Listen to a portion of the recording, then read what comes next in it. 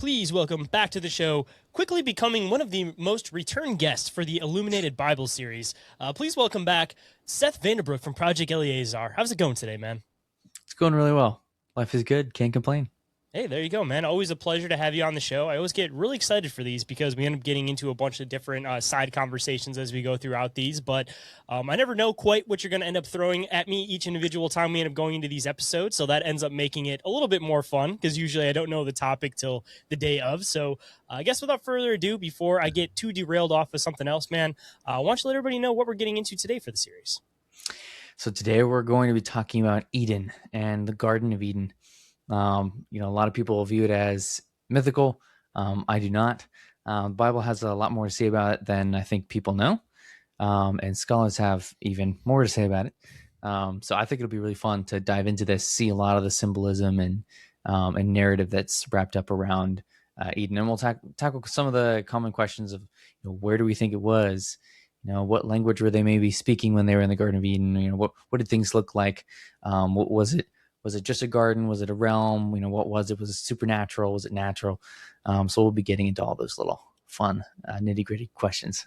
Well, perfect. So I guess before we start getting really rolling on this one, is there anything at all from the last couple of series that you feel like you might need to bring into context before we start rolling into this series?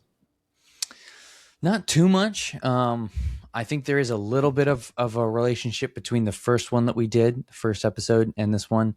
Simply that, before the creation of everything, there was a celebration with angels, right? There was this supernatural, celestial celebration, if you will.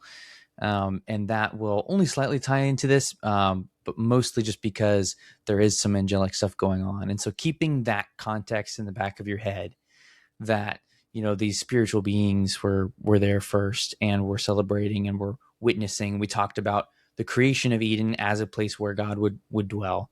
So that's connected. So perhaps if you're looking for that context, you can go back and listen to that first episode. And just to throw this one in here, because I don't know if I had mentioned it on the last couple of episodes, but once we get rolling on this a little bit, once we get to about, I'd say like 20 episodes roughly or so, the intention is to be able to take all these and put them onto their own feed. So if you're somebody that's been listening since the beginning, or maybe you're popping in at this point once it's on the other feed, it'll be a little bit easier for you guys to be able to listen to all of these in context. But as far as this goes for inquiries, what I'm going to try to do until we get to a point where we have all these things in order, I'm going to try to put a list underneath of all the Illuminated Bible series numbers so that if anybody wants to check back on one of the previous episodes while they're in the inquiries feed, they'll have all the episode numbers in context, because I don't remember what episode number that was offhand, but I want to make sure that we throw that out there for the listeners in case they want to go back and hear it. So Perfect. Yeah, that's awesome. So I guess hopping into this one, man, where exactly would you like to start at? So Eden, there are so many things that are debated on this, so I think it makes it a fun discussion, because some things are set in stone and a lot are not. But a pretty basic place to start is what are the different terms that are used to refer to this place? Eden is referred to as a place, at least, because it's used in other ways as well, in three different ways. So you have the Garden of Eden, the Garden of God, and the Garden of the Lord.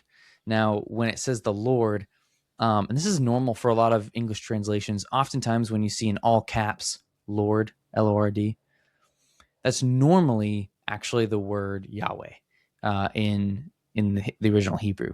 And they decided, hey, we're just going to do all caps, Lord. And it normally says that in the front of your Bible or whatever. It will say, hey, this is what this means. If it's lowercase, it means this. If it's this, it's that. So they'll explain those kind of rules of how they're formatting stuff. But in these verses, it's commonly translated Garden of the Lord or Garden of God. And when it says Garden of God, it's the word Elohim. When it says Lord, it's Yahweh. Now this is... Not to throw everything off of tracks too much. Mm-hmm. I apologize for that, but I already have a quick question to throw in here. Yeah. So just as far as like translations go, when you hear Yahweh, a lot of people assume that that's like the name of God himself. So as far as like the translation goes, just out of curiosity, because you're a little bit more familiar with this than I am, and I'm sure a lot of other people are, is Yahweh strictly translated the word Lord, or is it specifically a name when it comes to Hebrew? Just out of curiosity. Yeah, that's an important question. So Yahweh is not the word for Lord. that is different. And some people do make that mistake in thinking that that's what that is. So Yahweh doesn't mean Lord. What happened was, there's a long-standing tradition in Jewish tradition, which was to not say the name of Yahweh, because there was this healthy respect and this fear of, you don't want to speak his name. Why? Because in Exodus 20, when they were given the law not to use his name in vain, they were like, the last thing I want to do is break one of the 10 commandments by misusing his name. And I mean, you read the Old Testament, like when there was mishandling of the holiness of God, like people were struck dead. It was a serious issue. And so there's a longstanding tradition of taking it very seriously, and they would never even speak his name.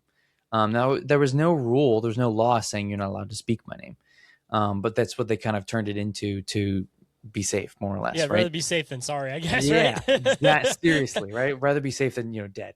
So now, of course, so then why do we say it so freely now? Well, because the game has changed in that sense. One, it was never really a rule in the first place, but secondly, there really is this grace and this opening by Jesus Christ, right? So we now have total freedom to be able to say that name. And there's still Jews today that will say, that are Messianic, that will say, I still don't feel right like saying it, so they choose not to, and that's totally fine. But yeah, so that's what's going on there. So Yahweh would be the closest thing that we have to his actual name. The name of God is actually a complex, abstract idea that's more than just sound. And so that's honestly, that's its own, that could be its own episode. That's a whole thing. I've always kind of But- took it as one of those things where it's like just the simplified concept of like God is something that's so beyond human thought that how could it simply be like, yep, here's my name. Like the whole concept of giving it a name is strictly like a human concept. So I feel like it's kind of one of those things that it's like, I'm beyond a name, but if you need to call me something, like call me this, I guess. Yeah, because when he, and I will say, I think that names, there is a kind of divine context there, but that name, if you will, Yahweh, means just existing one. And this is like when, God tells Moses, right? He says, I am that I am. And so instead, when he asks like, well, who are you? What's your name? He doesn't give a name. He says, I am that I am. And that's what Yahweh means. It means I am, or existing one. Existing, think of it as eternal. Like, it's the idea of existing, period, right? No beginning, no end, the ever existing one, or the everlasting one. You can say it all those different ways, but it's getting to the same concept. It's like when we talked about like infinity, right? And something that's infinite and something that's finite, and how all of that works. Like, this is speaking to the infinite nature of God himself. And so in a sense, the point of this name is to say that he's beyond such things, which is kind of cool. And so it's almost in a more simplified context. It's almost in a weird way like when you have one of those teachers back in school that had like a really, really long, hard to pronounce name, and the teacher just says, "Call me Mr. P" or something like that. It's almost kind of something like that. I assume. Yeah, and it's used sometimes in conjunction with one another. So we have in this first verse, so those three terms, right? We mentioned like Garden of Eden, Garden of God, Garden of the Lord, or Garden of Yahweh. Those three terms, Yahweh, Elohim, and Eden, all show up in the very first verse where we see the Garden of Eden. So the first time we ever see it is Genesis 2:8. And this is where it lays down, what's going on in the narrative, which we'll get to in a second. But in that passage, all those three terms show up next to each other. And what we see throughout that whole chapter is when God shows up, he's referred to as Yahweh Elohim, Yahweh Elohim, Yahweh Elohim. So he's putting both terms together, because for anyone who doesn't know, Elohim isn't just a name of God. It's more of an ontological word, meaning referring to the what the thing is as opposed to what the thing does. So Elohim is this term that's used for spiritual beings in general. And the idea is that there are many spiritual beings, right? Angels and demons, but there's only one Yahweh. So he's an Elohim, but there's no Elohim like Yahweh. So he's unique. He's in his own category, but he's a spiritual being. So you can very easily just refer to it as like spiritual being, right? So it's that kind of broad stroke. And so when it says Elohim, it's being explicit that it's like not just any Elohim. This is Yahweh Elohim. This is the existing one. This is the one that created everything in the last chapter, right? So it's being explicit. And in a pretty cool way. There's some neat complexities and nuance to how that works. But But in this It's almost kind of passage, like the concept with like angel versus like archangel. It's like that additional Mhm. title in the beginning to show like mastery over like the concept as a whole in a weird way. So you can almost kind of relate it the same way categorically about how these names would be kind of like defined, right?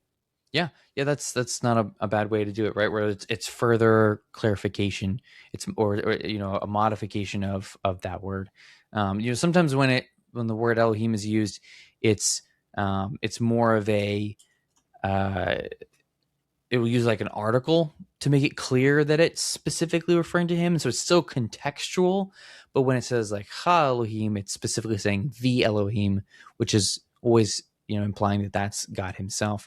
But this is going even a step further, to specifically use, if you will, His name, when referring to Him as the person who is doing each of these things, making this garden, planting it, creating this relationship with Adam as he makes him, and then spends time with him in the garden and all those things. So it's cool. There's almost an intimacy to it and a reverence or kind of like majesty, if you will, that's related to using both of these words in conjunction with each other, which I think is pretty cool. Yeah, So definitely. yeah, I'm glad for the so verification because it's one of those things that, like we've talked about a bunch of times in the show, you hear these terms tossed around, but I don't feel like a lot of people have like full clarification of these things. So as these mhm, things pop up, I'm glad that we're able to kind of like address them because you don't think about them offhand, but as soon as they come up in conversation, you're like, yeah, that's one of those things. exactly. Yeah, so that's what we're seeing here, and that's what we're dealing with. It introduces the Garden of Eden with it being made by specifically Yahweh Elohim, right? And so all three of those terms show up in that first verse, right? And then those three different words are what end up being associated with the word "gan," which is for garden, in each of the verses that refer back to the Garden of Eden in each of those different ways. So that's kind of laying the groundwork. Those are the three terms. They're all based on that first time that we see it. So what we see in this passage is interesting because chapter 2 opens up honestly by finishing chapter 1.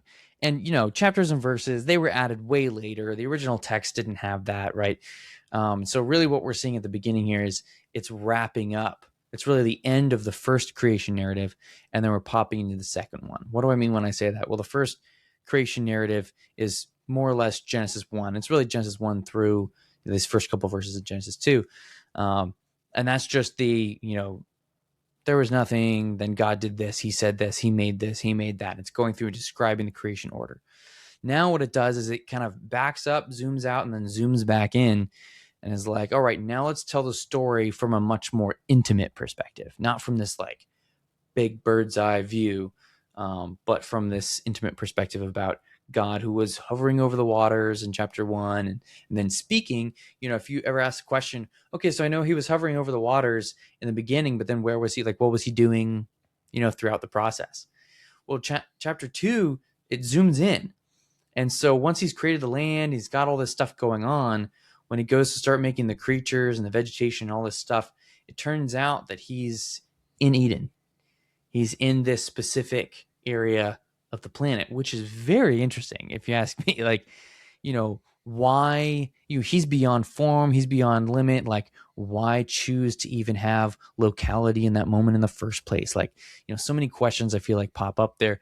But the point is Isn't he that he part of the decided to do debate it. is like the physicality of it possibly in the first place? Because not to say that this is fully related to it, but I mean, you hear like the references of like, for example, like the garments and things that were worn in the Garden of Eden, and you hear Mhm. about. I think we mentioned this. We are talking about this, where they're made out of like almost like a light or like a some other like type of like energy force. So it almost kind of makes you wonder with like certain context of that. Is it possible that like Eden itself may not have been like a physical place in the context that like we know as physical? But more of this like I don't want to say like a heavenly place, but like wherever this like other kind of like realm kind of exists, like this in between layer between like the heavens and like earth as we know it. Well, it is kind of both. And so that's part of what I wanted to get to here is that Eden, to summarize, Eden is not just a garden. It's not just a couple of plants. What made the Garden of Eden the Garden of Eden, as opposed to just a garden, what made it paradise was the presence of God. And so what we see is, and lots of scholars describe it this way, Eden was this overlap, like a Venn diagram. It was this overlapping of worlds. It was a realm where the divinity of God met the nature of his creation.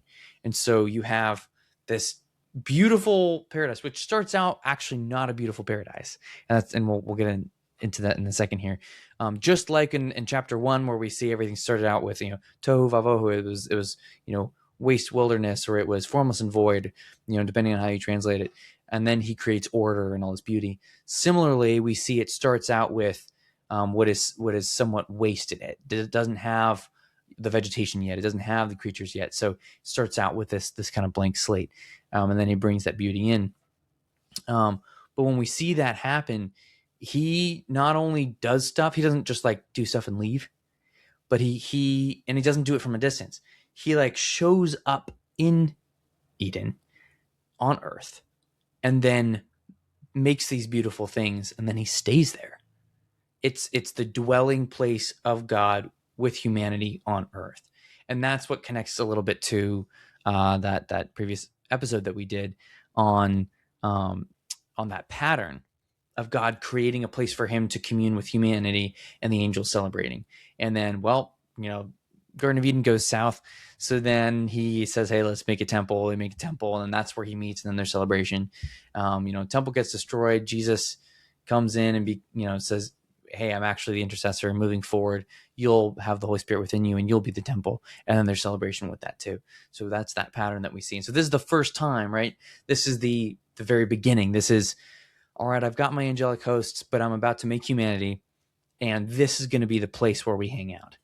And it's not like I'll meet them here in Eden sometimes. It's like he chooses to live in Eden. This is the place that he makes his home on Earth, which, again, like, he just doesn't need to do that. But this is him going out of his way to be with these humans that he loves so dearly. And so there's this intimacy that's there. So in chapter 2, as it opens up, it says in verse 1, thus the heavens and the earth were completed and all their hosts, which is interesting, where it means like armies, or just hosts in general, right? But it's a cool word that's used there. And then verse 2, it says, by the seventh day, God completed his work, which he had done, and he rested on the seventh day. And this is where the Sabbath comes from, right? So it says, then God blessed the seventh day, and he sanctified it because he rested from all his work, which God had created and made. And then in verse 4, it says, this is the account of the heavens and the earth when they were created in the day that the Lord God, again, that's, Yahweh Elohim, made earth and heaven. So that's our finishing of the last narrative, and then our segue into the next creation narrative in verse 5, where it starts out saying, now no shrub of the field was yet on the earth. And so anyone who's reading linearly is like, what? I thought we already got through the making of all those things. But it's backing up. This is normal for ancient literature, right? So it's rewind and then zoom in. So there's no shrub of the field, it says, was yet on the earth. No plant of the field had yet sprouted. So now we know, okay, so we're a couple days backwards now. For the Lord God had not sent rain upon the earth. And this is where we get some interesting details, right? And how until the flood, we actually didn't have rain. And it's going to go into detail about how that worked. So God had not yet sent rain upon the earth, and there was no man to cultivate the ground. Okay, so this is still pre-humanity, but a mist used to rise from the earth and water the whole surface of the ground. So there was actually this really thick mist that you just didn't need rain because the humidity was so thick that everything was flourishing. You just constantly would be flourishing you would constantly be causing all of the vegetation to flourish. Now, the vegetation isn't there yet, though, so we're not there yet. But the mist, it's backing up and giving us context. Hey, the mist is actually how everything worked before we had the rain, which there's actually a lot of cool creation science that talks about evidence for exactly that being the case. In verse 7, it says, then the Lord God formed man of dust from the ground. This is a cool phrase. And while this isn't necessarily strictly about Eden, I think it'd be cool to pause here, because it says that the Lord God, again, Yahweh Elohim, formed man. That's the word Adam. That's where we get the name Adam, of dust.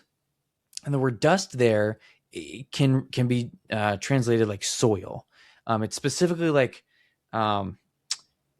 it's dirt that's kind of been broken up or porous. Um, and then it says from the ground, which is the same word Adam again. So it's actually that Adam was formed from the soil of Adam. And this is what's kind of cool because it's showing, God created humanity out of quite literally the dirt. He took, and he didn't need to, he could just speak and make it, boom, we exist. But he chose, as he did with a lot of things here, right? Like in chapter 1, it says like the earth was there, it's fullness and void, right? But there's waters. When he separates the water, the earth appears, the dirt comes up from underneath, right? And then from the earth, he makes all these things, which is really interesting. It's from the earth that he makes animals. It's from the earth that he makes humanity. And so he pulls up the soil like a gardener, right?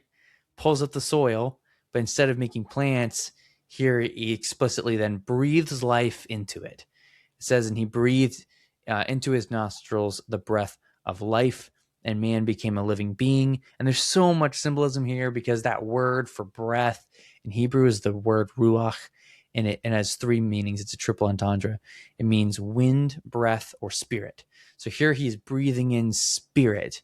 So you have the dirt, he forms it into a man, which is, there's also some cool science too, that a lot of our genetic makeup is actually the same elements of dirt. And, there's so many cool Not to connections mention there. how many different like beliefs there are that creation has come from like man coming from mud, man coming from Yes. clay, man coming from dirt. Like this is a recurring concept you see Yes. through like So Native many American incarnations. tribes, South American tribes, like no Yep. matter where you are in the world, this idea of literally coming from the soil itself.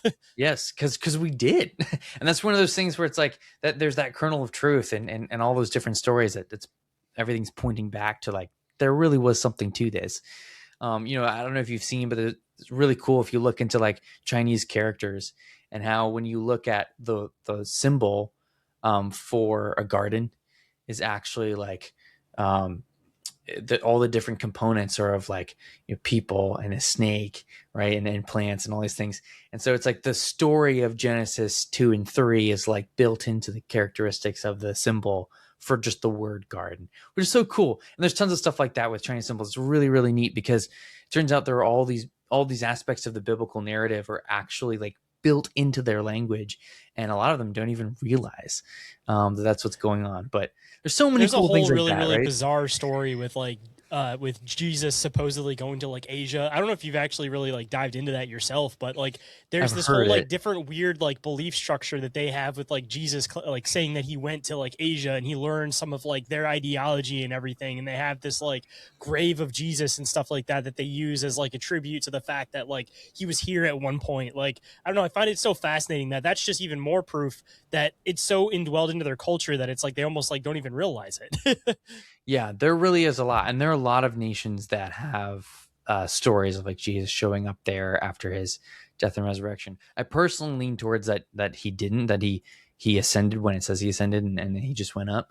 But I I think the think ones for Asia, if I'm not mistaken, were supposedly like before he like reshowed himself around 30. So like that's where it adds some like kind of yeah, and fascinating so yeah, aspects the to it. question right is like timeline wise, like of when exactly what would happen, right? Because he was with his disciples the whole time, and they give no credence or mention for any time when he would have been not there. So then it would have to be like before his ministry. So, anyways, it gets complicated. It's this whole other thing. But regardless, it goes to show how the stories of Jesus impacted all these nations around the world. And regardless It's of entrenched into he culture and himself, language just without even realizing it. Like, I mean, Mhm. how many references do people make to stuff that's related to the Bible within like just expressions of language and they may not even Yeah, realize it? Like, it's so ingrained into every aspect of language, no matter what language you speak. Like, it's fascinating. it's like Jordan Peterson says. He's like, this is the book. Like, it's the single most influential book in history. And there's good reason for that, right? But it's the single most printed, most copied, right? Before printing was even a thing, it was the most copied book in the world, and always has been. It's just stayed as such, which is really remarkable. And the the impact is astronomical. I mean, even before the Bible was what we know the Bible to be today, before the New Testament, there were copies of the the Pentateuch, or the Torah, the first 5 books of the Bible, made it out further than people used to think. There are quotes by people like Plato and others that are word for word verbatim, like pulling lines from the Bible. And so it's like, well, how did they know about that? Or what? I thought that was just a Jewish thing, but it's like, actually, like, these things made their way around, even before, it became like a what we know as a book today, right? Like a codex. Even before, even when it was just scrolls, like, it proliferated, it made its way around. It would make sense because a lot of the copies of things in general were pretty much always made in, always is a strong word, but more commonly made in Egypt, right? And so, because they just had a lot of papyrus, it was like, made sense, right? And so many copies of things would be in Egypt, and a lot of people went to Egypt for the same reason. And so you have all these books being made in the same, and scrolls being made in the same places, right? Like Egypt, and then being sent out to more places. They make copies, and those copies make copies, and it spreads out. But that's its own that's its own thing. That could be its own episode easily. So then it goes on to, now that it's mentioned, the creation of humanity, with Adam here. Then it says, in verse 8, the Lord God, again, Yahweh Elohim, planted a garden. Again, there's this intimacy there. So he himself planted a garden. God, who created the universe, who could just speak and make it happen, chose to, it appears, like, quite literally, like, take form and just, like, plant a garden. Like, the most manual way possible, it seems, right? So he plants this garden. It says toward the east in Eden, and which gives us some idea that Eden was perhaps a larger locale, and the garden was inside of Eden, because it says the garden was toward the east in Eden.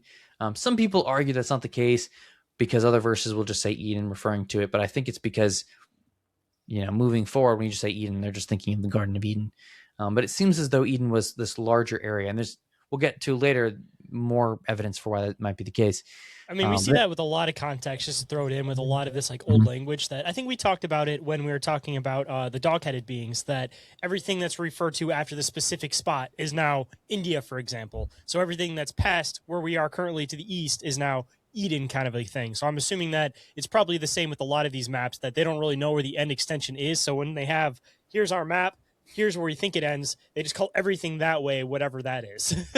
Well, what's interesting, that brings up this interesting question, right? Because it says towards the east, like, from where? like nothing is really a thing yet. So to the east of what? Like, where was he exactly? Is this to the east of where Moses was when he wrote this down, when God was telling him about it? Is it Mount Sinai, or is it to the east of somewhere else? Like, I don't know. It's an interesting, there actually are some, I don't remember what they are, but there are a couple of interesting claims that a couple of scholars make, that it's actually reference to some kind of other phrase with an interesting meaning, but I don't remember the conclusion of it. Just to throw in just like a possible idea that we're talking about, just off of the last thing, we're talking about the whole idea about Hades, and that it was like split. Mm-hmm. And I don't know if maybe it would kind of work possibly the same way, but this whole idea of like east might just be referring to like a split, almost like how they refer to as Hades, where it's just like, here's the west, here's the east. It's more necessarily like a defined line. It's just kind of referring to like, this is the one side of it, this is the other side of it. So maybe it's kind of the same as, like I was saying, with the whole Hades thing, that like, here's the side that's already been worked on, here's the undefined side. I think it's kind of the same problem, because like, east and west is always relative. It's always relative to something. And so the question remains of like, east and west of what? Like, what is that? And is it just God? Is it that like wherever he, plopped down, he was like turned toward the east and was like, that away? Like, I don't know. Like, well, what did that look like? I have no idea, but it's kind of fun to think about. But then it says that he placed man whom he had made. So now he's like, okay, now I'm going to put humanity in Eden. So he reaches down into the ground, he makes, Adam, and then he plants this garden, he brings him into this garden. It says, out of the ground the Lord caused to grow every tree that is pleasing to the sight, good for food, tree of life, was also in the midst of the garden and the tree of knowledge of good and evil. So now I've got this introduction to these two important trees. And in general, there's a lot of other verses, and I'll include a somewhat exhaustive list in my article that I always put together with all the notes, podcast notes, right? I'll have in the notes a whole bunch of verses where, Eden pops up and where it's mentioned. And a lot of times when it's mentioned, there are these metaphors that are being used, and it talks a lot about the trees of Eden as being these kind of majestic trees. And then it compares things to the trees of Eden and the strength of the trees of Eden, like being like the cedars of Lebanon. There's so much going on there. But then how they end up being destroyed, and like Eden, you were amazing, but then you were destroyed. And it's really cool, like imagery that gets used with the Garden of Eden moving forward. But there are these where some of the people get that context for the giant trees from, just out of curiosity? Because I know that there's like different like viewpoints on where people get into like the giant tree theory, but is the whole Garden of Eden aspect where people get, one of the avenues where people get into that theory? That is one. Yeah, that is one of the ideas, that potentially, like beforehand, when there was this mist, that trees just got so massive, and I don't know. I don't think that that those huge, the ones that are like mountains, I don't actually think those are trees personally, because a lot of those ones have been like tested. It's like, this is for sure rock. But there are some big trees, like regardless of those things, like there's Have you seen the ones in South America where they'll like trees. chop into them and like have like a river starting to flow out of that thing because it's holding so really much water? Yeah, there can be some really big trees that we know for sure exist. So regardless of like whether or not you can have mountain-sized ones, like there are some really huge trees out there. I mean, look at the redwoods. I mean, like, I don't know if people have seen those in like real life, but look at like a size comparison of like a grown man, and it looks like an ant standing next to like an oak tree. People drive cars through those things. It's crazy. Like they've got tunnels underneath the tree. Like, yeah, it's wild. And then you have like the age of certain trees. There's like, have you heard of Methuselah, like the oldest tree that's still alive?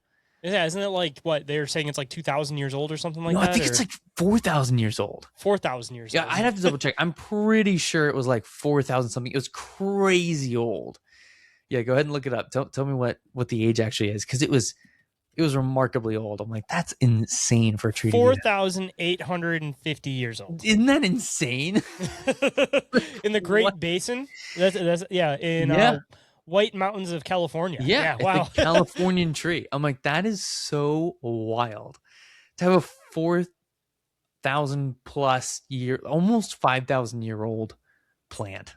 It's just it's insane. So anyways, it's just fun to think about, like, what were these trees like, and we won't even get into, because that for sure is its own episode, but tree of life, knowledge of good and evil, and all that. There's so much going on there. But today's focus is on Eden. So then it talks about these rivers. It says, now a river flowed out of Eden, river singular. And then he says, and from it, it divided into 4 rivers, right? Or it became 4 rivers. And it was interesting. I should have prepared this, but I'm just thinking of it now. Maybe we can add it in later, but I can add it to my notes. But I've been reading through the Geneva Bible. I don't know if you've heard of that Bible, but it's from like 1560. It's the Bible that like the Puritans used when they came over to America. And it came out before King James. It predates it, and it was like very popular. It's also kind of, was that the standard before King James? Yeah, and it was kind of known as like the Bible of the Reformation. Kind of became a tagline for it or whatever. But because it was around that time. But it was the first full English translation, and it was the first one to have, chapters, and not the first one to have chapters and verses at all, but it was the first full Bible to have chapters and verses in English. All the things that we now know the Bible to be today, like that's where it started, in English anyway. That's where they started putting those verse numbers and chapter numbers, and those are the numbers and of chapters and verses that have stuck around to today, right? So Geneva Bible, trying to make it easy reference. That was the whole intention, I assume. Huh? Trying to make it easier to reference. That was the whole intention, I assume, when they were trying to like reformat. Exactly. They were like, okay, how do we do this? And then, then things changed later on. They were like, we can't change the numbers, so we'll just like take this verse out or whatever, because they found out that some things were added. But yeah, so Geneva Bible is really cool, and it's also literally a study Bible. Like it's got pictures, like woodcut illustrations in there, and it's got descriptions and study notes and footnotes on the sides. It's really cool. And so just for fun, I've been using it in my personal time in the Word in the morning. And there's actually a cool little woodcut illustration of the Garden of Eden and the rivers, of what they think it looked like and how it made sense. And it was really interesting. They had a little quip in there about like what they thought made sense about the rivers and how they flowed or whatever. And you know, it wasn't too far off from what a lot of people think today, but it was kind of cool to read that and be like, this is so wild. Like they were, you know, they did not have access to a lot of stuff that we have today, right? But here they were going out of their way to really think it through, do some research, and they tried to like draw out what it would look like. They did not have any of the like satellite imagery and stuff we have today, right? So it's not that accurate, but it's, you know, it's a pretty good attempt. But it's cool to see that for a long time, like people have been, and way longer than that, people have been thinking about these rivers. I mean, obviously, ever since it was written, but even just in general, like in the last millennia, how people have been spending time trying to think through, trying to draw it out, trying to figure out what's going on with these rivers. And so these rivers, the reason why there's so many questions around it, why it's so significant, is because if you can know for sure where these rivers are, then you have a really good idea of where Eden was. Now, to kind of spoil it, Not to make like a weird analogy, but or is, you know, the whole thing with it, like the Atlantis mythos, is everybody trying to find like the circles, that Yep. like geographical structure of the circle. So is the equivalent of this, of trying to find Eden, basically trying to find Pretty this much. like split area of like where these rivers are? Yeah, pretty much, right? And there's all these theories because it mentions four rivers, right? Or it's splitting out into four rivers. And it mentions Pushan, and it mentions Gahan, and then it mentions the two that everybody knows, Tigris and Euphrates. So everyone's like, wait, well, what was Bashan and Gahan? Like, where were those? So the real questions lie with the first two. And boy, is there a lot you could read on this topic. Like, there are so many ideas out there about these rivers. But if I were to sum up a lot of reading, where people generally land, and there really isn't a conclusion, which is the kind of spoiler here. But one of the popular candidates for Pashan, and where it, you know, possibly was, and which river it might be that is today, was the Ganges River. That's what Josephus, the Jewish scholar of the first century, he believed it to be the Ganges River. He connected it to that explicitly, and I'll have quotes all these things in the notes. But he saw it as being that river, and there were several others who also thought that it was that. Now, currently, that doesn't really connect fully to where Eden probably was, which seems as though it would be, you know, while there's all this debate of the exact location, more or less, all the debated regions are all somewhere around where modern day Iraq, Iran, and Turkey meet. Somewhere over there, right? There's a pretty good argument for it being ancient Sumer is potentially where, you know, Eden was, or the Garden of Eden. Now, of course, there's still the question of, if Eden was a larger geographical area, then like, how big of a region was Eden? What counted as Eden? You know, and we just don't know. So there's a lot of room for speculation there. But, you know, other people would put it further north towards Armenia, right?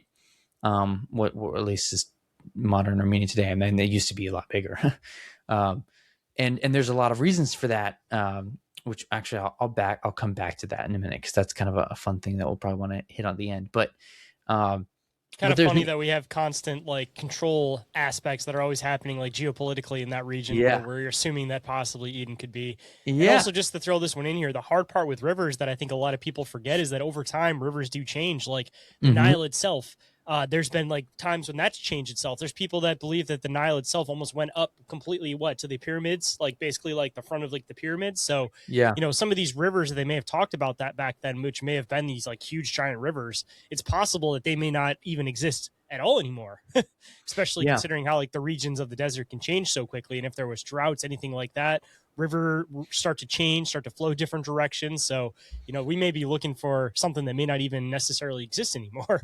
Like not Eden itself, but like the rivers that we're trying to use as clues. Yeah, exactly. And there's a lot of confusion that can come with these. Like you said, I mean, once we hit the flood, like everything's changed so much. It's like who knows how similar or how different it is from the way it used to be, right? How are we for sure confident that Euphrates and Tigris are the same that they were before the flood, right? Well, we don't really know. I mean, like, there's a good chance it was the same, but like, it could have changed a little bit, and we don't know what that looked like. You Or I know, mean, even if they are the same rivers, they may have changed paths still, which is the even exactly, harder thing right? to try to interpret. Is that they may have made a certain point at one point, but maybe with flooding and different things that have happened, now they split off into two different directions. And this point that we may know is a clue in these two rivers, the paths of them have changed over time. And one of the interesting things is that Gahan, a lot of people seem to think that it might be the Nile, and that's an interesting one because if you guys have no idea like what we're talking about, like so ancient Sumer and all those things, like, again, like this would be in like Iraq, right? And this would be close to where the Dead Sea is, or the Red Sea rather, and that area, right, which is rather large, is what we're talking about, right? That general area. The Nile's not over there. It's like it's not it goes like I've been to the source of the Nile, right? Like it's in Uganda and it goes all the way up through Egypt, but it does not really go through Iraq, right? And so it's really interesting that a lot of people are like, well, it seems like it might be the Nile, but I'm personally like, how could it possibly be the Nile? Like that's going in the opposite direction.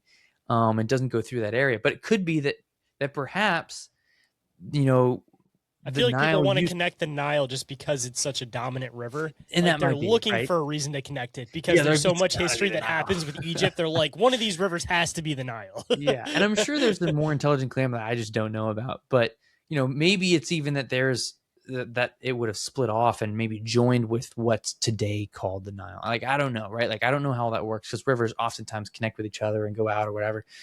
Stuff changes again with as the ground changes, right? So I don't know, but that's one of the popular theories is that it's frequently identified as being the Nile. Gahan is, anyways. Some people think that Bashan might actually be the Indus River, right, or going into India. Now, either way, Genghis goes into India too. So, either way, people seem to think that it would be one of the ones that goes towards India in that direction. But what I thought was an interesting take, and I'll read this quote. This is from the International Standard Bible Encyclopedia. I had never heard this take before reading it here. But it says, if the original author, and this is of Genesis, was in an area close to the Persian Gulf that was being watered by the confluence of the Tigris and Euphrates rivers, the branching of the river might well have referred to the upstream bifurcation of the rivers. Bifurcation meaning it's split in two, right? For anyone who doesn't know, since from Genesis 2:6, it appears that a river overflowed in the garden to provide irrigation, because the kind of point that it makes in that passage is that everything was watered by these rivers. So it's pointing out, hey, this is some type of irrigation. It says it is probable that the inhabitants of Eden were living in an irrigation culture, which is an interesting little claim there. So not specifically just within the garden, but even outside of the garden, like in Eden in general, even when they're outside of it, that it's kind of managed as this irrigation culture. It says, thus, it is very likely that Bashan and Gahan were the names not of rivers as commonly understood, but of major irrigation canals. And I was like, that's an interesting thought. It says, which because of their nature have disappeared over the millennia. The narrative makes it clear that the author regarded these two waterways as equally renowned in his day as the Tigris and Euphrates rivers, and that he was also describing an actual geographical location in rather primitive terminology. The location of the garden could thus be placed with considerable assurance in ancient Sumer. So I thought that was a really interesting take, that perhaps it wasn't strictly that these were natural rivers, right? But that the first two are really these man-made, or maybe not strictly man-made, irrigation canals. I was like, that's a very interesting thought. And then of course it would naturally go away over time because it's not as as deep cut. So I don't know. Like, if someone's asking me like, well, where do you land? I'm like, I don't land yet. Like, I'm just not sure, My But only issue with that possible theory would just be the fact that if God was creating the Garden of Eden, why would there have to be like man-made aspects to it later on? Like, I like the idea behind the theory, but I almost feel like God would have just been like, here's the setup. Like, there wouldn't have been like a need for there to be man-made canals. well, You know what I that's mean? why I also was saying, like, because it doesn't say man-made. And that's why I said, like, maybe man-made, maybe not. Like, he planted a garden. Maybe he dug a canal. Like, like, I don't know. Or perhaps is the way that it's trying to tell the story, because it's clearly backing up and giving context and then going back into the story. I think part of the scholarly argument is that the backing up and the coming back into it is, oh, by the way, here's the context. This is where I'm talking about. And then it goes back into it, meaning that perhaps at the time of the garden itself, maybe the garden itself didn't have those irrigation. That irrigation came later. But I don't know. It's an interesting argument either way. But regardless, the general area, whether it's more ancient Sumer or more up towards Armenia, it's that general area. It's somewhere near there. Seems to be where Eden would have been. I will throw this in here though as a possibility with that theory though, that if the intention was basically that, here's the land, you're going to work it, like that's going to be man's job. So after there being, like you were kind of saying, there was like this mist that kind of like fed everything. Once it was like, all right, here's your chance to take care of this. After that, he was like, all right, maybe it was Adam that may have built these possible canal systems. And then that's what gets used later on, because it was matter of like, almost like we've talked about in previous episodes, like a father doesn't necessarily do everything for their son. They kind of say like, here's the basics. Now you figure out the rest from here, because I want to see if you're able to do it. So that may have been where that context comes in, that the man-made canals where God built everything, but he was like, all right, let's see if you can figure out what I need you to do here. Almost like a test. Yeah, maybe so. Right. I mean, like, who knows when it says that he gave it to Adam to work the garden. And maybe you could make an argument that was part of working the garden. Yeah, you had to give him actual work to be able to do. Yeah, right. If everything's automatically just takes care of itself and God made everything perfect, then, I mean, he has to create some type of work for Adam to do, be able to keep busy, because that's kind of the weird thing, is that if God made everything perfect, it's like, what are the idle hands going to do? It's like you have to create work to be able to keep people busy so that they have something to do. Well, I think that's interesting, right? Is that, we think of work as bad, but it's like there was work before the fall. Work isn't necessarily bad. There is a curse after the fall where it says work now will become more difficult. But work was always part of the plan. Like, there's nothing like, oh man, like when you're getting into it, like anyone who likes gardening like knows what I'm talking about. Like, when you get into it, it is so satisfying. It's so fun. Like, it's like fulfilling. It's not like this, Now, if you're a farmer, yeah, it can kind of feel like it, right? Because it's a job. But having connection to plants and animals and the outdoors, it's like, it's so nice. It's so refreshing. Like, I'm sure that Adam was not at all burdened. He was like, this is awesome. Dude, I'll God spend 6 created... hours every single Monday taking care of all my plants and my tanks behind me with my aquariums and everything. And that's like the fastest 6 hours of work I'll ever spend on anything, man. It feels like it's like an hour, because it's like, again, working the land, working with animals, working with plants. It's like, it's enjoyable as a human, it's like part of our nature. Yeah. And that's what's really cool. It's neat. If we're to hit, I have 5 points here about what the Garden of Eden was. And one of these points I think is cool to sit on.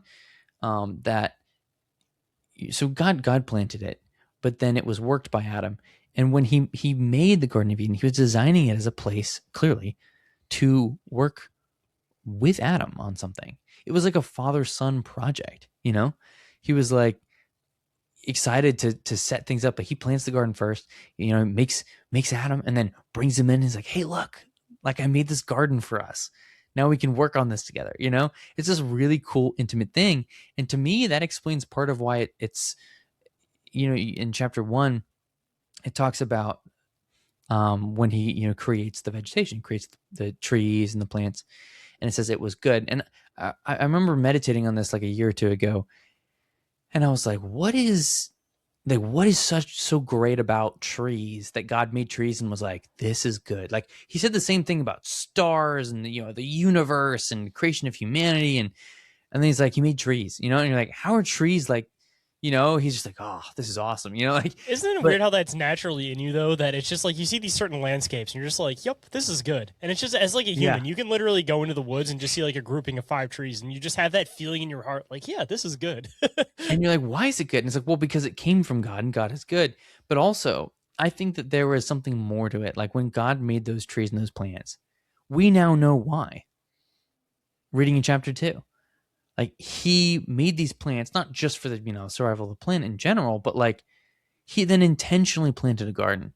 Like he invented trees and plants so that he could not only cultivate a garden, but cultivate a relationship with humanity. Want to hear something really, really crazy to think about too? Yeah. Almost in a weird way, giving people the same feeling that he gets, that of almost like creating like him in a way, if you really think about it, because you're taking the seed, you're putting it in the soil, and it ends up creating this plant. So it's almost like the closest that he could give mankind to having the same type of creation feeling that he gets, because the same feeling that you get when you grow a plant from a seed is the same kind of feeling you get when you have a child that's your own. It's this like Mm-hmm. creating life on your own feeling. Like it's the closest you can get to like, again, being with God, but he tries to give you that exact feeling that he gets. So it's just like a weird perspective of thinking about it, that he's basically trying to give you the same feeling that he gives by creating the universe that you live in. Yeah, because we're created in his image and in his likeness. And so he wants us to experience aspects of the divine, which is to create. Like the first thing we're introduced to God as is a creator. And the first thing that humans are told to do is create. And I think that's awesome. To anybody who enjoys any creative process whatsoever, that's a divine thing. That is actually hearkening back to the creation and origin of humanity in of itself, which is so cool and so poetic. And this is why I can never get enough of Genesis, because you sit and you meditate on these things, and you're like, whoa, everything points back to this. So Talk yeah, about I creating and love that. manipulating the environment. Just like look at Mhm. landscaping in general, like setting up a garden. Like that's literally like you're creating the environment in front of you. Like if you break it down in those contexts, like it's such like a crazy thing to think about. Oh, seriously, seriously. Something I failed to mention earlier, with the word Eden, I forgot to say what it actually means, like the word Eden, right? There is debate on the meaning and the etymology of the word Eden. But what in general, it seems to be something like delight, paradise, or luxuries, or place of luxury. In the Septuagint, the Greek translation of the Old Testament in Hebrew, when they translated it into the Greek, the way that they translated it was the garden of luxuries, which I think is really interesting. So the Jews seem to think that, understanding their language and understanding Greek, that translating into the word luxury made the most sense. And so it does seem to be this description of Eden being a place of luxuries. And this makes sense because not just in terms of, prolific plant life, but there's all these mentions of in this chapter about jewels of every kind and gold and all these amazing things, right? Later on, if you read more verses that are pointing back to Genesis 2, like in Ezekiel, it talks a lot about Eden, and there's all these mentions of the onyx stone and this and that, and there's all these beautiful jewels. There's every good, beautiful thing was in Eden. It was like that's where all the cool stuff was, And then the idea was for humanity to kind of spread that throughout the world to make the rest of the world like what Eden was. And so that brings me back to those 5 points that I wanted to make of what was Eden.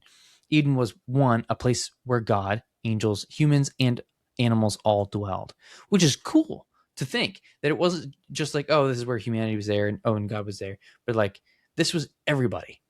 We know there were angels because, places like Ezekiel 28 open us up to, like, the devil was actually, before he fell, yeah, the devil was actually a good guy.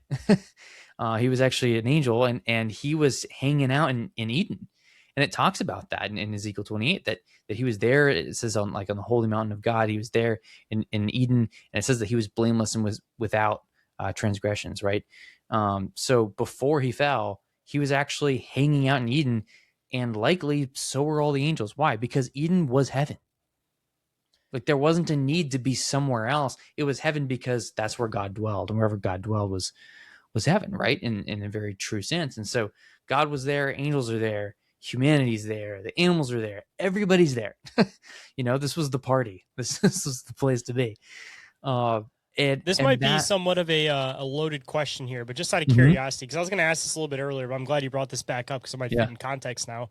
So, talking about like the dwelling place of God, like Eden itself, Mhm. when you hear other contexts about people like seeing God or experiencing God, you usually don't see so much of like people actually like being, quote, in the presence of God, like physically, but more so like in the presence of God. But you hear about like certain references, like somebody being able to see like his like a certain aspects of his body, different like parts of him that he's able to like physically show to them.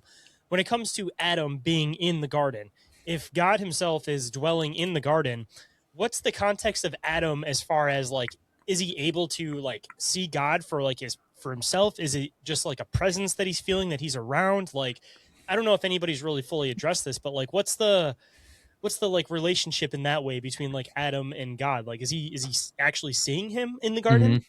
Yeah, so I think he is, and we get several clues to this. But part of it is in the next chapter, in chapter 3. So when Adam and Eve do sin, it mentions that they heard God's footsteps in the garden, so they hid. So he is physically walking around in a physical manifestation. So from what we can tell, this again before the fall, right? They were able to look him in the face. But as soon as they sin, they're actually hiding from him. And we don't know if they ever see his face again. Probably not, because later on we find out that if you see his face, you can't stay alive if you're a sinner. So beforehand, they probably did. They probably were probably looking him in the face. They probably knew what it was like.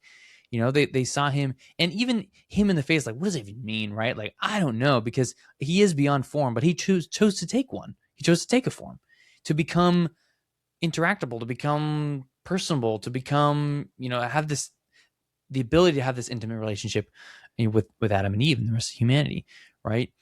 So I think there was very much a physical aspect of the presence of God in that See, and this situation. goes back to what I was mentioning earlier, that our idea of physical might be different of what the idea of physical might be in the garden. Kind of like a weird thing to think about, but like getting into again like the gowns, for example, that are mentioned that Mhm. they wear in the garden, being these like energy gowns and things. Like what we perceive as like the Garden of Eden may not be what, in the same physical sense that like we're imagining, if that makes sense how I'm trying to explain it. Like they're being able to see Yeah. God maybe because they aren't in the physical reality that like we're perceiving right now. They may be in this more like heavenly or like energetic type bodily form, and they're not as physical, so they are able to interpret God himself. But after the Yeah, I fall and they think get kicked out of the garden, maybe they take on more of like a different physical presence.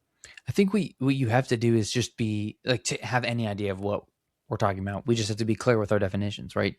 Um, and if you want to say something that's physical is something that can interact with something physical, like hearing a footstep, right?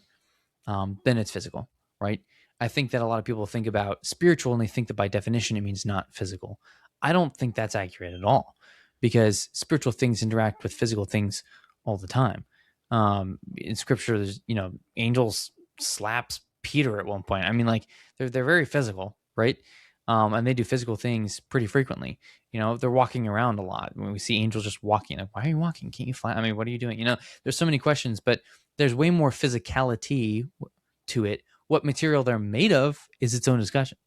But like, whether or not that thing can physically interact with physical things, that much is clear that the answer is yes. Um, but it's very interesting. And you mentioned the whole, like, gowns of light, and there's a lot of speculation around that. Like, scripture doesn't mention that, right? But that's been one of the guesses, is that, well, we see Moses when he's with God in his presence, he starts glowing. So like, well, I wonder if, and that's where a lot of that comes from. I wonder if Adam and Eve were glowing because they were with God's presence, so that they were glowing so much that they didn't need clothes, But then they sinned, they lost their glory, and now, Um, but regardless, humans were already made to be hybrid. We were already made to be both spiritual and physical in nature. And so for sure, I think there was something unique. For sure, there was something special there. But exactly what all those details look like, it's one of those fun questions we're just left to go, I don't know.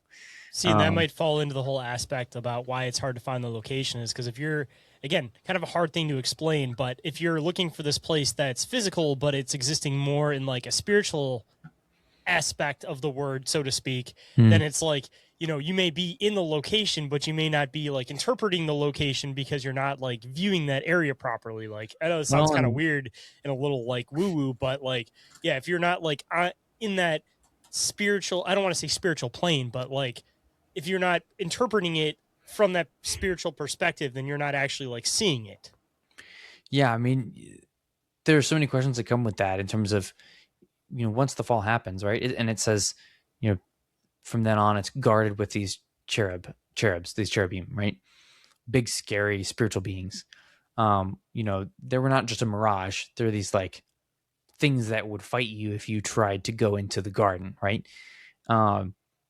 And so there's so many questions there, right? Here's a spiritual being, but it's a physical protection, and it's protecting a physical garden, you know. And the thing that was so important was like, well, this was physical, but again, it was a meeting of two realms, if you will, right? The spiritual realm and the physical. And so this was the place of God. And so humans were just not allowed back in yet because, well, they were sinners, and if they were to go back in, they'd have to die in order to be allowed in there, just like with heaven, right? So it was the same thing. Why? Because it was heaven. Like, that's where God was. You know, it's like the same rules apply. And, you know, an interesting question that you can ask is, did God remain in the Garden of Eden until the flood? It's a really interesting thought exercise of like, well, hold on. Like, were the cherubim there the whole time until the flood happened? Like, was that where people went when they died? Did they go to the garden? Like, how does that work? What does that look like? You know, like, it's interesting. I mean, there are claims now, not in the Bible, but like Jubilees 4:23 through 25 makes a claim that that Enoch, when he was taken up, right, and people would know and say, oh yeah, he went up to heaven, right? Jubilees claims that he went into Eden, that when God called him out and pulled him out of, you know, the land, that he was actually like pulling him into Eden, and then he spent time with God in Eden. Maybe that's true, maybe that's not. But that could be true if God was sticking around in Eden and wasn't necessarily going upstairs yet, you know. And it's kind of a fun and really interesting thought that perhaps heaven was still on earth, but in a guarded garden where these scary cherubim and this flaming sword was never going to allow a human to enter. And then to think, like, if it's true, then to think the crazy both irony and just poetic nature of, imagine the world getting so horrifically violent and evil, and the whole world is getting to this place of evilness, right? To the extent that God has to destroy the world while he's in the midst of it the entire time, while he's in the middle in his guarded little garden, right? In this small, I mean, who knows how big it was, but in this paradise, right? Surrounded by like the face of evil humanity all around. That would be wild if that's the case. And I have no idea. Like, it just doesn't tell us, right? But what an interesting thought that that's technically a possibility. Is a really interesting thought, at least to me. And you know, I don't know. I feel like there's a decent chance. I think it's possible that might be something that's going on there. But if you're looking at it we'll from find out that one day. perspective, if you were, so where would the map fall with this as far as like where they started building the temples? Would that mean that he was like in Eden and he would basically just appear at the temples if you're looking at it from Well, there that weren't context? temples yet. Okay, so after Yeah. after that Temples was weren't till destroyed, after then the the flood. temples would have showed up. So okay, that's where I was trying to fit where the context of like the first temple and where this like Eden story would have fallen in. Yeah. So because you have Eden, there are no temples. Then you get to the flood. Then after that, you have Tower of Babel, and by that point, it's already clear that it mentions God having to come down from heaven to see the Tower of Babel, right? Well, not to see it, that's the wrong word, but to come down and visit. And then he, you know, splits up the nations. And it's after that that he then grabs Abraham and says, all right, I'm going to start a people through you. And then they start getting temples and well, tabernacle and temple and altars and all that stuff. So it's afterwards. So yeah, I don't know. So it's possible. But back to those 5 points. So the first one is a place where God, angels, humans, and animals all dwelled. Genesis 2-3 and Ezekiel 28. 2, it was a pleasing place of plenty, right? It was that kind of picturesque paradise. It had all of those things that you would think that, paradise would have. And then 3, it was planted by God, which is part of what made it unique, right? It was specifically planted by him. And then it was worked by Adam, Genesis 2:15. And then 5th one, and this is an interesting one, it was potentially on a mountain. There's a little bit of debate here, but I think there's pretty dang good chances that this is the case, for a couple of reasons. Ezekiel 28:14, after it talks about the devil being in the Garden of Eden, at first when he's fine, it also then says you were in Eden, blah, blah, blah. And then it says you were on, God's holy mountain. And so some people are like, well, maybe that was a different mountain, a different place. I lean towards, I think it was probably Eden. And one of the reasons I think that is the parallelism structure could make sense there. And also the fact that all of these rivers are pouring out of this one place. At the very least, it's an elevated area, but it would make a lot of sense for it to be a mountain. But also think about all the other places where God has met humanity. There were almost always mountains, right? I mean, that's universal across almost every religion belief system too. Exactly. Is that everything comes up from the You meet mountains. the gods in the getting mountains. into the Greek stuff, they talk about the rivers flowing down from the mountains of the gods. Mhm. This is like a reoccurring concept through everything. Everybody knew if you wanted to meet with a god, you'd go up, you climb up a mountain, or you'd build a ziggurat, which is what? An artificial mountain, right? It's like, if you don't have one, build one kind of thing, right? So Mount Sinai, right? Mount Zion, these were holy places where God met and dwelled with humanity, where he ended up having, temples, or with Sinai just quite literally manifesting and talking with Moses and doing all those amazing, crazy things that he does there, right? Another thought is, and this I think is kind of cool. So in Exodus 20, verse 24, when God tells his people, hey, here's how to make altars, he explicitly says to make their altars from earth, just earth. He says, so they're making a mound basically of earth, and they would perform the sacrifice on that dirt. And there's so much symbolism there, because one, if Eden was a mountain, then think of the mound, right? And then the sacrificed animal, which the first sacrifice ever was in Eden, right? We see in Eden, after they sin, it then mentions that God puts animal skins on them. That is the first mentioning of animals dying ever, right? And it's to cover them. And the word that's there is the same word of covering as to atone, right? And so there's so much symbolism there that, we're very confident that was a sacrifice, that he killed them to the animals in order to atone for their sins, so that Adam and Eve didn't have to die right away, right? So he atones for them. And then he then says, I have to send you out, right? He sends them out, but he clothes them in the animal skin. So when you're performing a sacrifice and you're building this mound out of just earth, well, what was humanity made out of, right?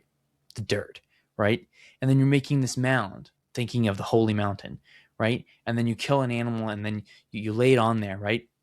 And there's fire, which symbolizes the purification. And whenever we read about heaven, we always see fire. There's fire in God's eyes, right? So there's this holy symbolism. There's purification symbolism. It's making you think of humanity itself, of Eden, of what happened in Eden, and the first sin. It all goes back to Eden in terms of the sins, right? In terms of the first animal sacrifice. So all of these things, all these different ways of looking at this sacrificial system was all pointing back to Adam and Eve in the garden, and that first sin, that first sacrifice, which would be so heavy in such a good way in that moment, right? Of realizing I am connected to humanity in the same painful way that, my ancestors were.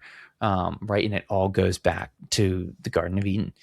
So I just thought that was really neat. There's so much symbolism that's layered on top of layer on top of layer when it comes to how God described what sacrifice should look like. And I think it's because he's the king of symbolism, right? That he puts all that stuff together. So I thought that was really neat. That to me really stands out because there's something about nature in general that I think should always be calling us back to that thought, always be calling us back to the original garden and that perfect creation.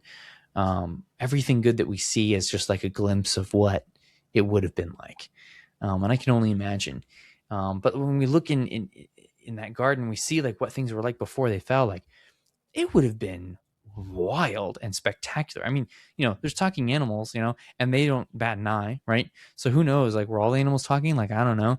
And then to think that,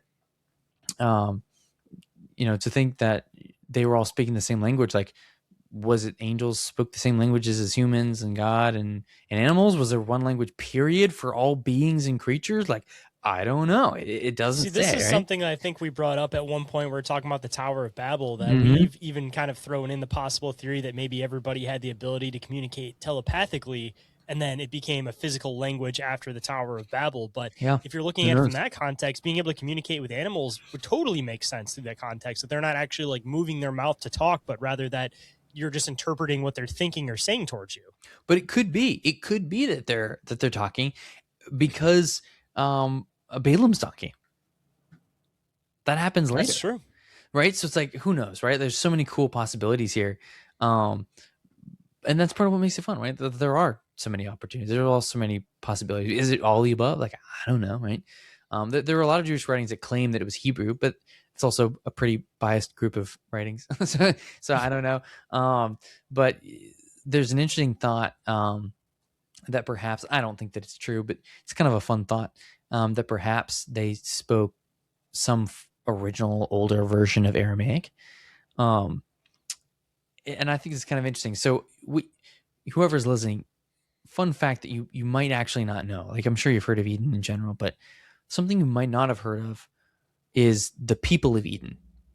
And there's this phrase that shows up in the Bible, in 2 Kings 19 verse 12 and in Isaiah 37 verse 12.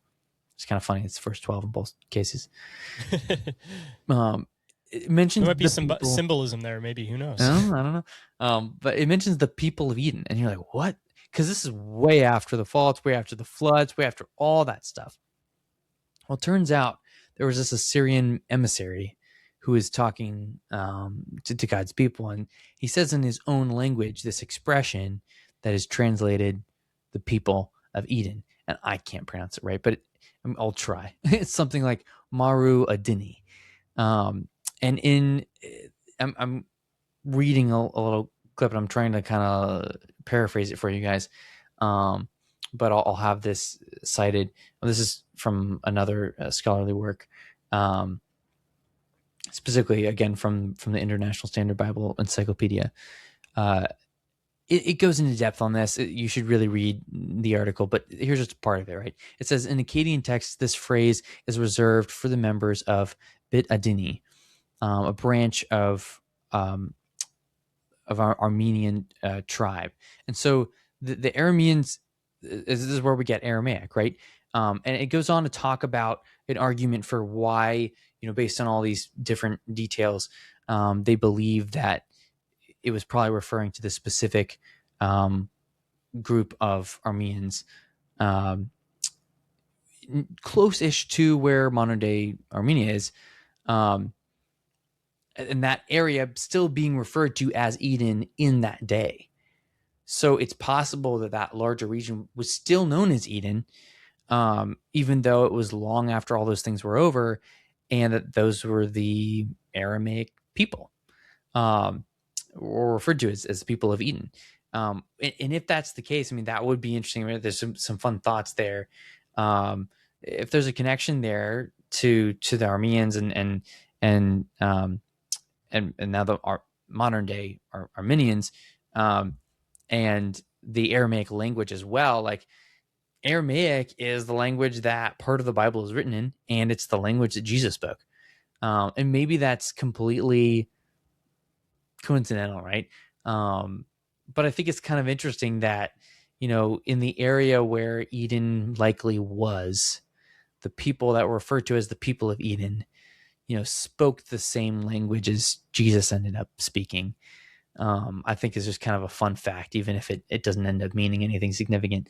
But there's cool little Easter eggs there where it's like, huh, that's like that connects. I have no idea if that means something, but that's kind of a fun little fact. Like there are these people of Eden, and it was the people who spoke Aramaic, and that that's the language that that Jesus spoke in his day, right? And that's in that language that he says, like, it is finished. It's in that language that he says all those famous phrases on the cross. It's kind of cool to think that maybe there's perhaps some connection. Now, do I really think that they spoke Aramaic in Eden? Like, probably not. Like in the Garden of Eden, like probably not, right? Like the people of Eden that are mentioned in that passage, they came way after the flood, right? Like, and that language, it's so hard to know based on the way languages change at the Tower of Babel. Like, who knows, right? But who knows? Maybe there is a little bit of, some root connection to whatever that original language was. I mean, there's very close relationship to most, Semitic, ancient Near Eastern languages. So there's a possibility that, it might be somewhat closer to whatever that original language was. But it's just a fun little, factoid that I ran into that I was like, that's a fun little thing that I feel like most people haven't looked into or didn't know about. Just to throw in some possible, maybe some context, maybe that could possibly prove where the location theoretically was, because if the garden was eventually destroyed, assumably there's going to be some like remnants left over from the garden. And if there's remnants left over from the garden, when people come in, if there's stuff left over from language, things like that, they might start picking up on that language. So, maybe that whole context might be proof of where the location might be, just because of the people that came in afterwards and kind of picked up what was maybe left over there. Yeah, and I don't know like where the written things like beats me, but in general, if there's just that general feeling that people refer to that area as Eden and the people who live there as, oh, there's the people of Eden, then yeah, maybe there was some older oral tradition or knowledge that was kind of lost to time, but that those people still knew about, and they were like, yeah, that's where Eden was. I don't know, but it's a possibility, and it's a fun one, right? Because it doesn't give us like an exact location. Like that's still a very large area, but yeah, it's honestly at the end of the day, the cool thing is that there's still a bit of mystery to it, and I kind of like that way, to be honest, right? Because it's already this cool, mysterious place that even if we knew where it was, let's be real, there'd still be so many questions, right? It's kind of like Atlantis too, that it's like as more time goes on, the harder it is to actually try to find this location. So it just adds more into like the mystery of it, and almost kind of like makes the story bigger and bigger as time goes on, because it becomes harder and harder Yeah. as time goes on to actually find the location. Well, and how would you even know you found it anymore? Because part of what made Eden was presence of God and all these spiritual beings and crazy stuff. But it's like, well, the special trees aren't there, right? God's not there, angels aren't there. So it's like you could find it and have no idea. Not to relate Eden constantly to Atlantis, but honestly, same thing with Atlantis. Some of like the clues to finding that are like the miniature elephants and like these little things. And it's like, even if you find it now, it's like there's so many people that are hard set, like, yep, this is the location.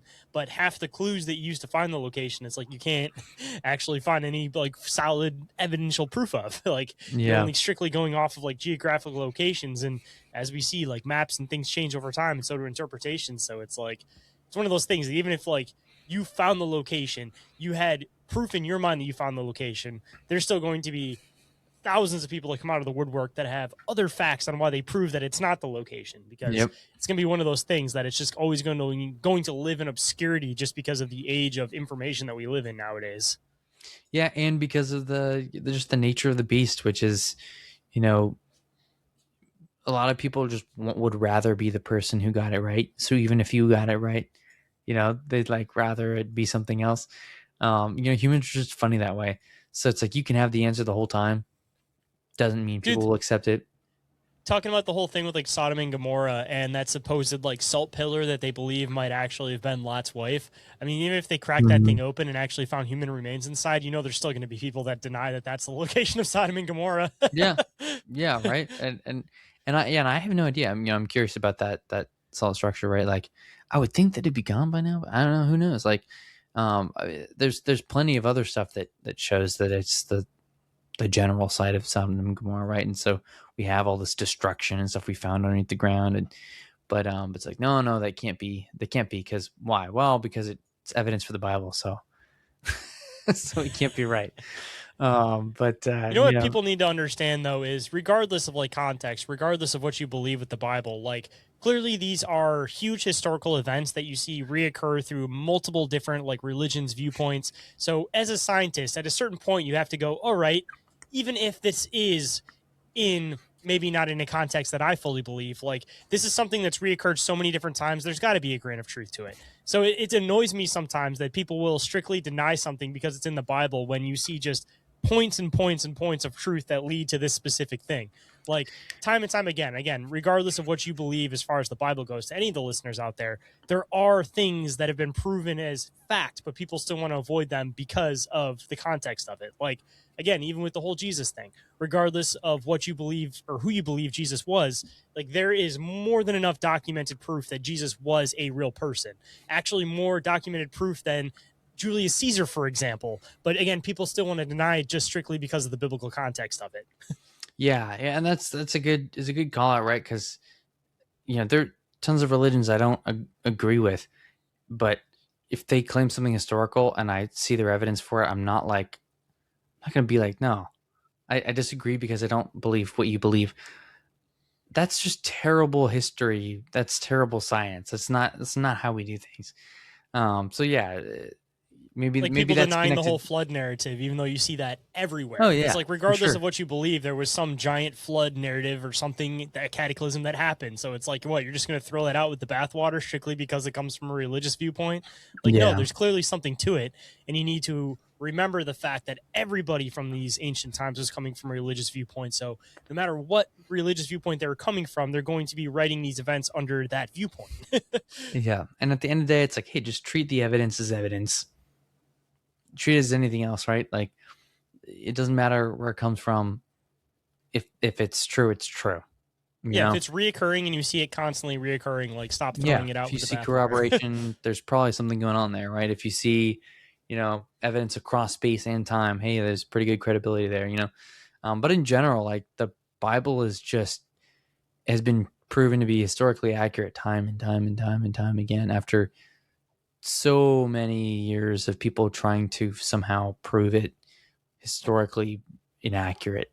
Then we always end up finding out that it is. So it's like at some point, you got to be something's historically accurate. And because so many historically accurate things are pointing to the same book, it's like you eventually have to admit that, it's a pretty historically accurate book. Not to mention if thousands and thousands and thousands of people were willing to die for this thing over time, like there's clearly got to be something extremely important within the context of that. And even from a scientific perspective, you have to view it that way. And I understand that, like, you can easily say, well, yeah, well, people can die for all sorts of reasons, right and wrong, smart and stupid, right? And that's true. But that's not like, we don't base everything off of, well, people have died, so it must be true. It's like, well, no. But the fact that people are dying for it shows that they believe something There's a full level of heartedly. importance to it. So you need to Yeah. take that into consideration. Yeah. And so it's like, okay, it just tells us that they believed it fully, right? And so, man, if this many people believe it fully, well, then maybe I should check it out. But I'm like, hey, like, people die for Islam, people die for tons of religions. Then it's like, okay, well, what is it that you're dying for? What is it that that you believe so strongly? And then you look at the evidence like anything else. It does not have to be this like blind, faith thing where it's like, well, I'm just gonna hope that I'm right. It's like, no, you can look it out. You can look it up. You can search it out. You can dig in and you can figure out what's really true about it. The truth doesn't care whether or not you Dude, prime example of this is there's a lot of like creationist scientists that are trying to go against this whole idea about like how long it takes for stalagmites to form inside of like caves, for example, and how long like the fossilization process takes to happen. And they've actually like somewhat proven that this can happen in a shorter period of time than like what science has actually proven. But Oh, sure. strictly because it's coming from the creationist perspective, they're like, nope, must be completely false. It's like, Yeah. no, there's clearly something to this, but you're denying it because of the viewpoint. The true scientific perspective would be to say, all right, let's look at this context. And when you start looking at that context, maybe you can start working it back. But that's the problem, is I feel like once they find something, they're going to have to start working it back. So once they open that door, they don't want to. So it's like, deny all of it. Yeah. I was just recently talking to a physicist and mathematician who was giving me some insight into just how intense some of that academic realm is, and how there really is this tough stigma. That's like, if a Christian scientist says anything, it's just immediately discredited. And it's not that every single scientist views it as discredited, but that, they're kinder people, but that are, on a more official level, right? That it's like, sorry, like that's not going in our journal. Sorry, that's not, going to be accepted as legitimate. And it's all in the name of, well, it's, you're biased, so we can't have your thing. But isn't that a biased opinion? Like, isn't it biased for you to say that you can't include this because of something that person believes or whatever? At the end of the day, it should simply be, does the science, are we observing it? Oh, well, then I guess it's real, yeah. So there's a lot of really good scientists that get clocked up as pseudoscientists just because of like viewpoints. Like, yeah, it's really sad. Regardless again of what you believe, the whole thing with Graham Hancock and the stuff that he's starting to prove with like the connections to like the floods and everything like that, everything gets ruled out as pseudoscience because of what he's digging into, even though he's coming at it from like a not strictly like one religious viewpoint, but he's still like proving things from all of these ancient religions. But because he's doing that, again, even though it's from a non-biased perspective, everything he's doing is getting viewed as pseudoscience by like the main, the main group of people that want to say, oh yeah, this is correct, this is not correct, this is factual, this is not factual. Yeah. And he's a good example because he gets stuff wrong sometimes, but then he's like, oh hey, I got that wrong. It's which is how every scientist should be. Yeah. So many people will point and be like, oh well, he got this wrong and that wrong. I'm like, yeah, he did. And like, I'm sorry, I forgot that you got everything right. And part of science is that you're allowed to change your opinion with more information. Yeah. So of course you're going to have one opinion, but with more information, you're going to change your opinion. And the problem is mainstream science doesn't want to do that, but then they want to scrutinize anybody that does do that, even though it's supposed to be part of the scientific method. Yeah, that bothers me because I love science. I love history.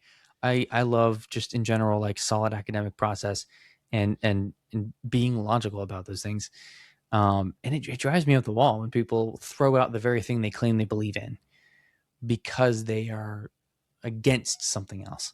I'm like, that's sad. Because I'm like, well, then you're not a scientist. Like at that you're point, just biased and no different. Maybe I'm sure some people will be upset with me saying this, but at that point, you're a type of religious fanatic at that point because you have a belief system that is not based on the science that you're saying you're basing things off of, right? You're ignoring the thing that you claim you're following, but instead you have a belief system that you're choosing to blindly follow and to be upset at, raving at anyone who believes something otherwise. Like that, try to convince me that's not a religious fanatic. Like that's what that is. This was something that was happening during, the whole thing that was happening a couple of years ago that everybody was saying, just believe the science, just believe the science. And it's like, all right, well, at that point, isn't that kind of defeating like the whole purpose? Because once science becomes a belief base, then it kind of goes against what the imperial concept of it is in the first place. Right. It's like, I have no problem believing the science, but I want the facts on why I should believe the science. But if you can't give me the facts on why I need to believe the science, then again, it's at that point almost becoming a religion, and like the faith aspect comes in. And that's, again, not what science is supposed to be. I totally agree. There's a really good book called I Don't Have Enough Faith to Be an Atheist. And it makes the whole case where it's like, I don't think that atheists realize how much faith it takes to believe that everything came from nothing.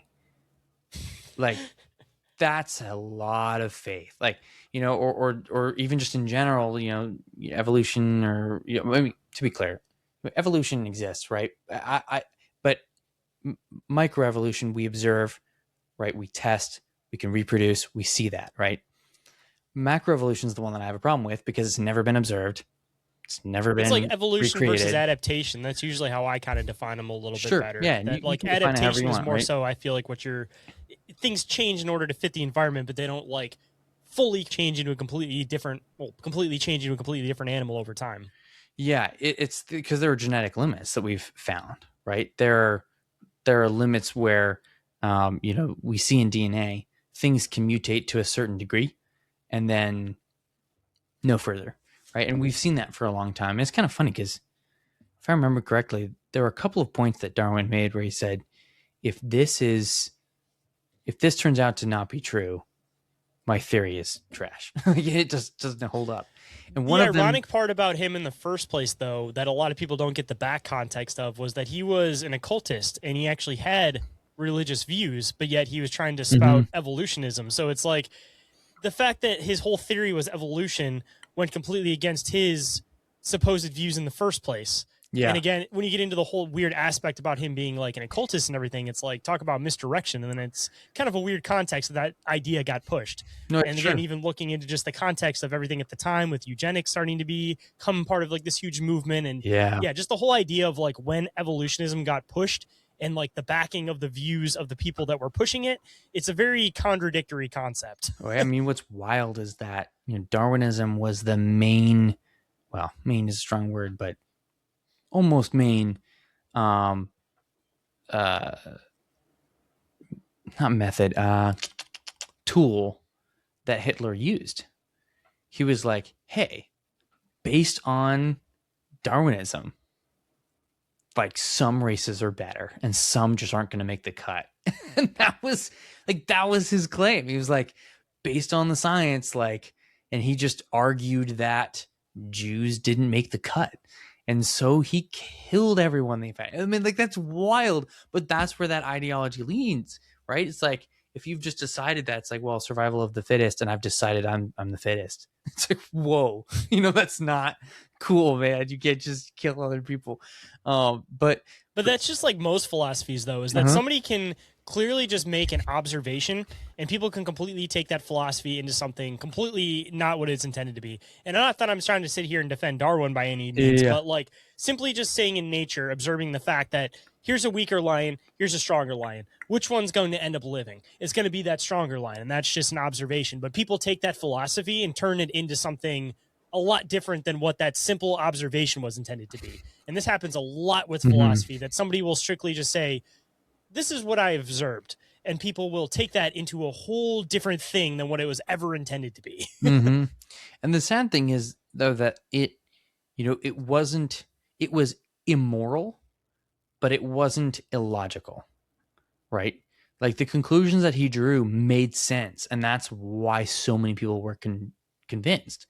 Even in nature, I mean, you have like within farming, for example, like you have a chicken, you have one that's weaker and not doing so well or starting to get sick. The other ones will attack that one. You'll see the same thing with fish, that if one fish has something wrong with it, like it ends up getting attacked, it has something wrong with its eye, the school doesn't usually like defend it most of the time. It'll end up like attacking it to get rid of that weaker link. So it's like, again, a philosophy that you see in nature gets turned into something totally different when humans get their philosophy behind it. Yeah, and also like there's a lot of confusion there because like, sure, yeah, so like fittest tend to survive. Also, other things that are super weak randomly survive too, though. But then it's also like, well, but that doesn't necessarily mean that things mutate from one to the other. And those claims are not the same thing. But honestly, I mean, I find, and I'm sure a lot of Christians would be like, oh, how could you say this? But like evolution's a cool idea, and like macro evolution, like it's very, there's almost like a poetry to it. It's like a neat idea. But as scientific enthusiast, like it just it's never been observed and it's just never been reproduced. So it's like, well, that's a cool idea. One, I mean, what I believe in, disagrees with that. But hey, if there was like hard science that proved it turned out, hey, you know what, this really is a thing, like I would examine that and I would take it for what it's worth. We just never been able to do that. Possibly mean that there might also be something that's tampering with it. And my example of saying this is look at vegetation and what people have done to it. Like our idea of an eggplant is completely different on what people had an idea of what an eggplant was 200 years ago. Hmm. They called it an eggplant because it was this little round thing, and we've like adapted and genetically altered it to now it's this big purple thing. So in a weird way, theoretically, if you were looking at it from that viewpoint, that humans are altering these things and causing them to have these little slight changes to them to fit the nature and everything a little bit better. If you're looking at this from a perspective of living things, couldn't you almost look at this like it could also be like God just kind of tweaking things just a little bit to make them work a little bit better, the same way again that humans would genetically Totally. modify like vegetation in order to make it just fit that niche just a little bit better? Totally. Like in a weird way, by like disproving it, you could also be proving it at the same time, right? No, Kind of a weird 100%. like catch-22. Yeah, like absolutely, right? Because then Could that be would the explain Lord why just you see it stepping in in. some things but not others, is because it's like, all right, maybe I can go back and change that. Yeah. But yeah, to wrap all that stuff up, it's like at the end of the day, you know, if we're gonna do history, let's do history as historians, and if we're gonna talk science, let's talk science as scientists, regardless of whether or not it's like fully your profession. Just the basic scientific method, you know, like there are rules to these things, there are methodologies to these things. Let's stick to that and base things off of facts and not off of just what we want to be real or not. You know, at the end of the day, like let's just strive for that. Let's just try to do that. And maybe that can be the you know, word of wisdom answer for this episode, right? It's like, can we all please just take facts as facts and fiction as fiction, and you know, and treat things honestly. When something doesn't prove something, it doesn't prove it. When something is more of a probability than a certainty, it's a probability. We don't know, you know, but we can hold those things loosely and just be honest about it, and then go on our merry way. That's great. And I might have to throw this one in there, of course, too, that everybody needs to remember that you are allowed to change your opinion with more context and with more information. Mhm. Everybody tends to forget that because we have this weird thing going on with society where it's like you scrutinize for people for changing or for changing their opinions. But on the other side, you also boost people up for evolving and changing over time. So it's like, when are we going to kind of figure out that balance of like when we're going to say that it's okay and when it's not okay? Because in my opinion, again, if somebody is completely blasphemous and then they get more information and they change into this totally different person, you're not going to scrutinize the old person that they were. So why is it different in an educational stance that, like, you know, if somebody was spatting that this is the opinion and then with more information they start changing it, why is it that you take their previous opinion to disprove their current opinion? Like, that's such a strange thing to me. Like, people are allowed to change their opinion with more information. Like, that's part of the context. That's part of life. That's part of changing as life goes on. So you need to stop scrutinizing people for doing that. Yeah, I mean, to make it a Christian thing, just love people. Right? Yeah. No, I love it. That's good. So I guess before we start wrapping this one up completely, since we already hit the words of wisdom, of course, for a little bit of an Easter egg for possibly the next one, if everybody's been really enjoying this series and they possibly want a little sneak peek at what we might be talking about next time, do you have anything on the horizon about what we might be getting into? Yeah, the thought is now that we've hit the basics of Eden and the Garden of Eden, that next up we can hit the future Eden, which is, you know, end time stuff, right? It's the new Jerusalem, it's the new heaven, new earth, what that looks like, how it mirrors Eden, and how it's different, because there's definitely huge differences. So yeah, tune in next time for future Eden.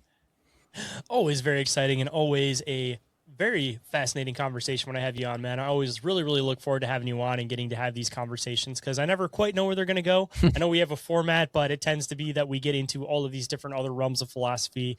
And again, I just really appreciate you putting these together with me, coming onto the show and having these conversations with me. And it means a lot to me, man. It's always a pleasure coming on, Shayn. Thanks for having me. And before we wrap stuff up completely, man, if anybody wanted to be able to keep up to date on all of your work, they wanted to know all about Project brain farting on it. Project Eleazar. There it is. Project Eleazar. Where can people come and find you? Where can people come and find all of your work? And where can people even throw those biblical questions at you? Yeah, so my website is projecteleazar.com. You can just Google it. You'll find it. That's where I've got my blog articles and postings for my, you know, the podcast that I go on, stuff like this. It's also where you can find contact information. You can reach out to my email, get connected to my social media. All the stuff can be found right on the website, projecteleazar.com. Well, man, again, I appreciate it, and I'm assuming that we'll probably be hitting the next episode probably within the next month and a half or so. So to all the listeners out there, make sure you guys keep your eyes peeled for that, and we'll be hopping back into it with future Eden. Sounds good.